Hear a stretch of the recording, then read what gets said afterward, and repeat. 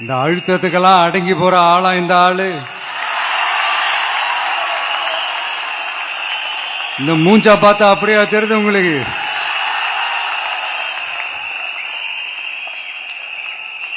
அதனால அப்படியெல்லாம் நடக்காது. அதுவும் முக்கியமா நம்ம கிட்ட அதெல்லாம் நடக்கவே நடக்காது. ஆனா அழுத்தம் இருக்குதான்னு கேட்டீங்கன்னா இருக்குது. அது நான் இல்லைன்னு சொல்ல வரல. நமக்கு இல்ல, மக்களுக்கு. தமிழ்நாட்டை இதுக்கு முன்னாடி ஆண்டவங்களும் சரி பாஜகவுக்கு அடிமையா தான் இருந்திருக்கிறாங்க. சோ அவங்கள நம்பி ஒரு பிரயோஜனமும் இல்ல. இப்ப ஆண்டுகிட்டு இருக்கிற இந்த திமுக அரசாச்சும் நமக்கு ஏதாவது செய்வாங்கன்னு பார்த்தா இவங்களும் அவங்கள மாதிரியே தான். இன்னும் சொல்ல போனா ஒரு படி மேல, இன்னும் மோசம். அவங்களாச்சும் நேரடியா சரண்டர் ஆகி இருப்பாங்க, இவங்க மறைமுகமா சரண்டர் ஆகி இருக்கிறாங்க. அவ்வளவுதான் வித்தியாசம்.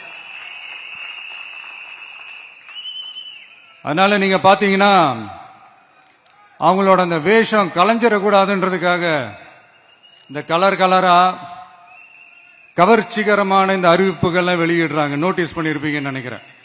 இவங்க எல்லாரும் இப்படியே இருக்கிறாங்களே, நமக்காக உண்மையா உழைக்கிறதுக்கு யாராச்சும் வந்துட மாட்டாங்களா அப்படின்னு மக்கள் ஒரு விதமான அதை வெளியில சொல்ல முடியாத ஒரு அழுத்தத்தில் இருக்கிற நேரம் இது. மாத்தி மாத்தி ஓட்டு போட்டு ஏமாந்து அவங்க இப்ப நம்மள நம்புறாங்க. நம்மளுடைய இந்த தமிழக வெற்றி கழகத்தை இந்த விஜய் கூட நிப்பான்னு நம்புறாங்க.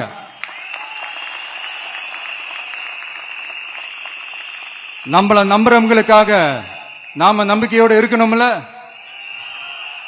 அப்படின்னா இது முக்கியமான, மிக மிக மிக முக்கியமான ஒரு காலகட்டம் தானே.